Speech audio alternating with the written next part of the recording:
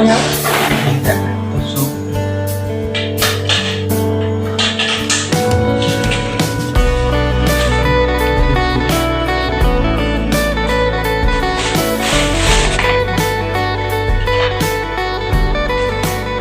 คือปลาปลาเนาะ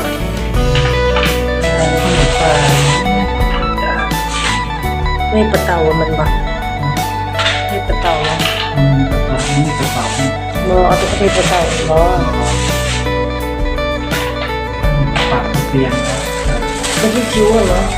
นี่คือคิดเกิน มันไงถึงจิตว่าไงถึงคิ้วคือตำยังหน่อยนิดนึง ลักษณะ ฮะ ลักษณะปากแข็งกว่า แสดงว่ามันบ่เผ็ดอันนั้นน่ะ ลักษณะปากแข็งกว่าเงินแม่งเพิ่น ที่จะตัวกินอย่างเดียวมันมีปีกเสียบ เราคือละเราบาทตลาดนาค่ายไหนเลยกว่ามันไปแสนไปด่าน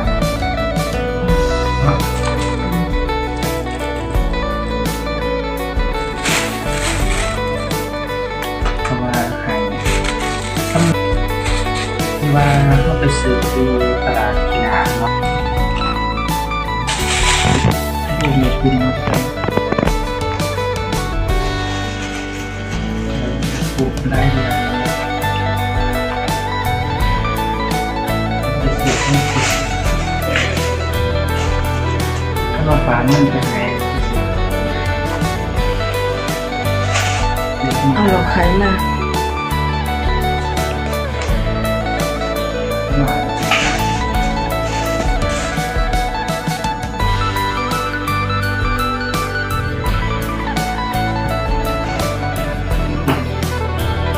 ดาบแสบ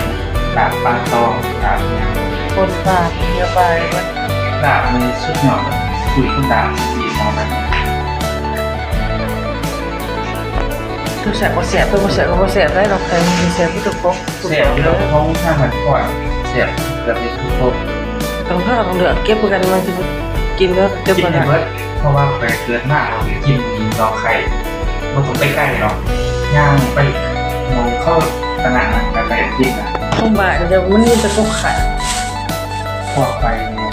เกิดมากอะซัดต่อไข่อยู่กับพี่ไก่ที่เขาว่ามันมีหมูอาบน้ำ ขาดเราไข่ว่าหลับมันจะมา ทุกบางนี้อุ้ยเสียทุกกุ๊กหมดค่ะ เออไอ้ยัง พอวันฟังมันจะกินเนาะ กิน ฟังมันเจาะมันลงเงินฟังแบบมันติดหนัก เจี๊ย เจาะมันอยู่แค่หนักวงเงินฟังไอ้พวกพูดแล้วที่ขึ้นรูบานบัดเซ็ตบัดสดฟังแล้วนะ ใครมาตลาดที่หนาใครถือไปกิน ก็เห็นเหมือนเป็นเหมือนฟังเห็นบริไก่นะ ใครกินใครกินให้ ถ้าเป็น ข้า เจ้าว ติดนี่นะฟังออกฟังอยู่แต่ว่าติดฟังเจ้า แต่ว่าในหนังโค้งปิดหนังโค้งตั้งฝั่งนี้อยู่บ้านดอนชิพันดอนเรียนใจ ยี่ไก่ขามฟัง เกิดมากนะเล่นกับดอกขายกับหนักกับไหน ขาดหลอกไข่มาแล้วถอดหัว สุด บ้า บ้าน น คุณบอกว่าเก็บดอกไข่มากินเด้อกะอาหนักกับไปฟิตเอาแบบเพราะมันอยู่กับหมออาหนักกินเดี๋ยวก็จุกท้องเท่าไหร่ เด็บกระดันไม่ถอดก็ได้ยังเบิ่งซ้ำนะคะที่ทุกคนสอยใครหรือมาเขาก็จะอันรับเนาะ เดินได้เดินนี่ต่อแสดงว่าเขาเป็นมากเลย ก็กินต่างหน้าเนี่ยอย่างเงี้ยวะเขากินต่าง จะเป็นมาครับ ๆเขากินแต่เดือนที่แล้วเดือนก่อนๆเขากินอีบ้านไม่เป็นแล้วอีบ้าน ต้นเดินทีเดียวครับ อีบ้านไม่เป็นแล้ว เรื่องว่านาเราไปโบราณเราต้องการ อีพอไปตึกถึงทานแฮบแห่ทานหมอสะดวกแฮบแห่เป็นยาเหือ ยังไง ทานสะดวกเราแห่หมอยามแห่นะยามนี่กระดก นาก็ไป ยามเอ้า ไปเดินทางเดิน เอ้าคนตัวไปเสาเนาะเชื่อจะไร ลูกพี่สาวเอาเป็นไก่ สิไปน้ำเพลินนะ จะต้องไปจะสาวจะว่าท่านแล้วเนาะเพราะเราไปจะสาว ไปน้ำเพลินเนาะไป เราบริเกิน ตีสองคือ เราบริเกินช่วยได้ ไอ้เข้ามายังไม่ได้นอนไปนะไปไหนหรอก เราบริเกินช่วย เพื่อเราขี่ไก่อยู่สองคนไม่สามคน แล้วพอเขาไปทั้งสี่คนเขาไป เพื่อไม่ได้มันเพื่อเก่าเลย เก็บหอยให้เราเขาไปทั้งสี่ อัน คน นี้เพื่อแล้วเหตุไม่ได้มันจำเป็นมากเป็นเรื่องโรงแรมขี่ไก่อยู่มาครับตรงนี้นะ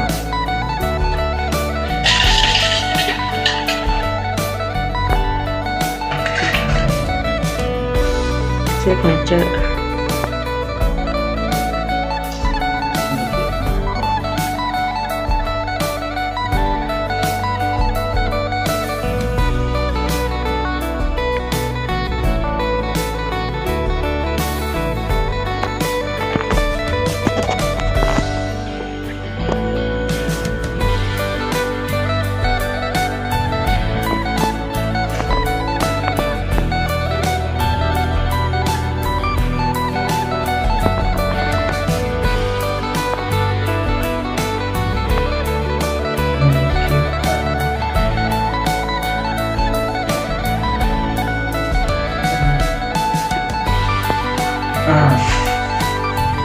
ตื่นนะ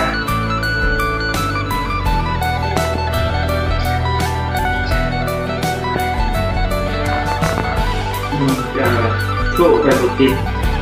น้ำไตนะมันก็มีโชคไปอยู่บุติดน้ำไตตัว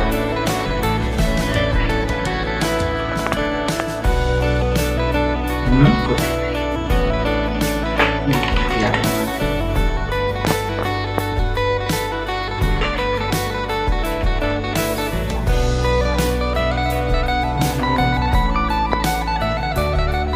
ได้มากเลยมากคล้ายจริงๆเลยได้ที่แสนเท่าไหร่คล้ายมีแส